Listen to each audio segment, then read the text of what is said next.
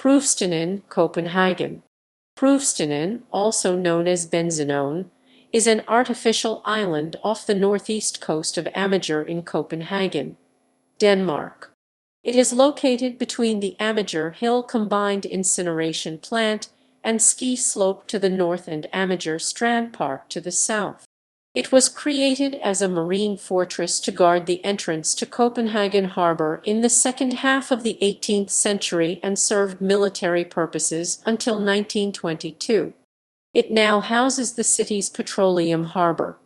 Prøvestensbroen at the end of Prags Boulevard links it with the rest of Amager. History. The area traces its history back to 1713, when a marine battery was established at the site by wrecking the floating dock Prøvestenen. The work was led by O. Udeker. Another marine fortress, Trekroner Fort, was also built at this point. The battery fell into neglect over the following years.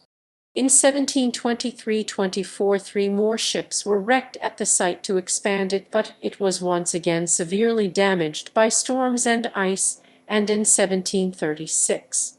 In 1736, it was proposed to decommission it, but the plans were never executed, and it existed with a single guard until 1767.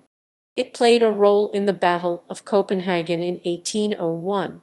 In 1802, a new marine fortress with the same name was created a little further to the north by wrecking three ships of the line. It fell into disrepair after the end of the English wars in 1814 and was decommissioned in 1828. A third Prøvestenen fortress was built at the site in 1859–63 to design by Ferdinand Meldahl. The fortress was decommissioned in 1922 and sold to the Royal Danish Navy. It was subsequently converted into a petroleum harbour. Copenhagen's Port Authority took over all the former marine fortresses in 1933.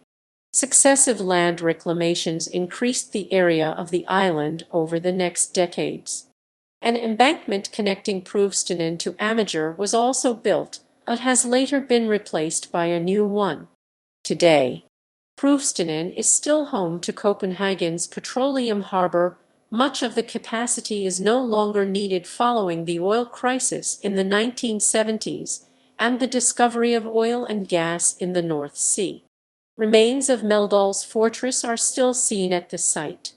Plans for the large new Copenhagen marina with room for 1,500 boats was put on hold in 2011.